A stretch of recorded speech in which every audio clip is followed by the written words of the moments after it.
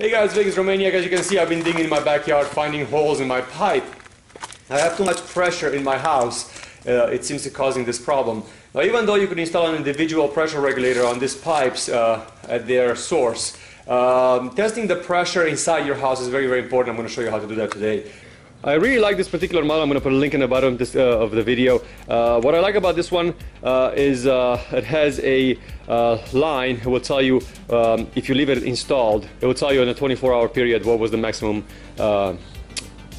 pressure you had. So I'm going to put a link in the bottom of the video description. Don't get the one just with a red with a black line, because that one will only tell you live pressure, but it will not tell you if you have fluctuations. Sometimes you have big fluctuations throughout the house. It should be installed on the faucet itself, but because I cannot read it over there, I've installed a hose. As you can see, this green hose, and then you'll still get a fairly accurate reading at the end. So what I'm going to do is I'm going to bring it in the garage with me, because here is where I want to test out the pressure. There's a pressure regulator that every house has. When it's all the way in, so when you turn this one all the way in is maximum pressure. When you turn it out, it limits the pressure that passes through your house. So this one protects basically all the pipes that you have in the house. To be able to adjust this one, you're gonna need a screwdriver, and you're gonna need a pair of pliers. Take the product out of the package. It comes with a little seal that is very, very important, so make sure you keep the seal in. It's a rubber seal. Take your end of your hose and then just literally install it at the end of the hose. As soon as I turn the water on, as you can see already, is indicating that I have 100 psi, which is way high for my pipes in my backyard. So my pipes keep blowing up because they only tested to resist up to 80 psi.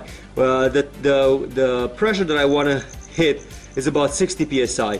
So what I will have to do is I'll have to adjust the pressure regulator in the house to be able to achieve that pressure, because I have way too much pressure right now. So pressure is dropping and then it's building back up. So pressure is building back up to 100 psi. 100 psi is way too much. So what we have to do is we have to adjust this part of the here. After many struggles, I was not able to rebuild this kit. It's too worn out, and I think it was a fairly poor design. I have two of them. My neighbor had his replaced, and I have two of them, exactly the same brand, Wilkins, 17 years old. So it doesn't work. I got another one. Got delivered today by Amazon, 30 bucks. Hopefully it fits, because it's not a Wilkin, so hopefully it's gonna fit in here, like in this distance. I'm a little bit worried. So if I would recommend, if you have a Watts, install a Watts, because I got a Zurkin, Wilkins, whatever, and there is a gasket over here that I don't have. Luckily one came out of here with a filter, but on this side there's a gasket over here. As you can see, this one is provisioned with a gasket, but this one is not provisioned with a gasket. Didn't come in the kit, so had to make my own out of a piece of rubber, and hope this is gonna hold as good as I think it is. So I have to make my own. Just slide it in here just to cover the gap, and then just crank it up and see how good and how long it's gonna last. So I'm back to the original one. No, it didn't work. It was about 2.5 millimeters wider, and none of these parts were provided. These clamps were not installing on the Wilkins, so I had to order a Watts. I don't know what day it is, but finally the Watts pressure regulator came in. So now I have the right one and I could replace it. This took a little bit longer than I wanted to, that's for sure. The reason that I'm replacing the pressure regulator is because my house, with the pressure regulator I have, it stays around 90 to 100 psi, sometimes 120. To replace this is not too complicated. As I said, unfortunately they don't give you the gasket. It's just a complex process because there's so many pieces that you don't have. So first you have to turn your water off. This is the second pressure regulator that I got, because the first one didn't fit between the pipes. Second, you have to release the pressure in your house. So have a hose ready. So leave the faucet open. That's the reason that I said that it's hard, is because it feels like you never have the right tool. It feels like professionals have figured this thing out to a science. That came off easy, and this one should be pushing down on it loose this way.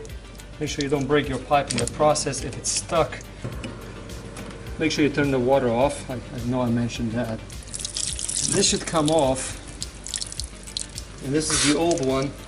Really, really frustrating. The new piece came with a new...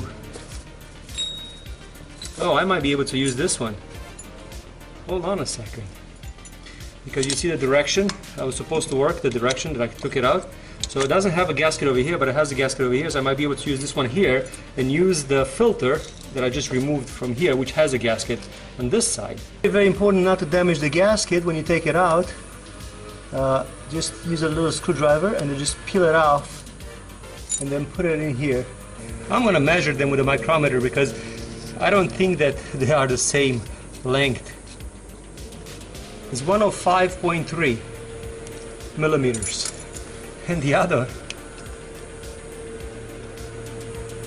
104.5. So there's 1 millimeter distance in between them that makes it harder to fit.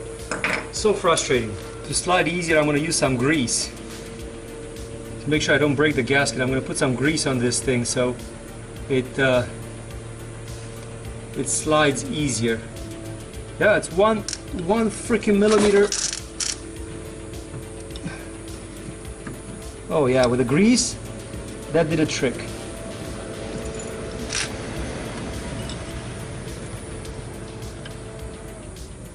That definitely did a trick. Okay, so very important to match the direction where you're pushing the water through. So it has to follow the arrow, the water has to follow the arrow. Yeah, these connectors did not work on the Wilkins. I had to order a Watts. It's already set for 50 psi, so if we don't have any leaks, we should have a functional system now. Don't forget about your hose. They still left it on. So the gaskets fit. I don't have any leaks. Let's go and check on the pressure valve and see what the pressure reader is saying. Look at that. What do you know? 50 psi. Isn't that beautiful? So I'm gonna reset it back to 50 psi, and then I'm gonna give this leave this open. I have a dual split over here. I'm gonna leave this open. I'm gonna leave this one permanently, and then basically this is a sensor, and it's gonna record the pressure if it goes higher at some points. If you have to replace one of these, all it takes is about 2 weeks worth of waiting for parts in the mail, and do it yourself for 30 bucks. That's all it cost me, 30 bucks for this thing. If I would have had a home insurance, it would have cost $500–600 for the home insurance for the year, plus $75 for the call, you know, like I had to pay that deductible. So that would have cost me a lot more money. Yes, I had to have a little bit of knowledge. I had to have the right tools. I didn't have to buy any of the tools. So there is some truth in it. It's not the easiest thing in the world, but it's possible to be done. And like always, I have extra parts to play with. Thanks for watching. I really appreciate every view. Click like, click hate, click anything you want to click. Leave me a comment. Biggest Romaniac out.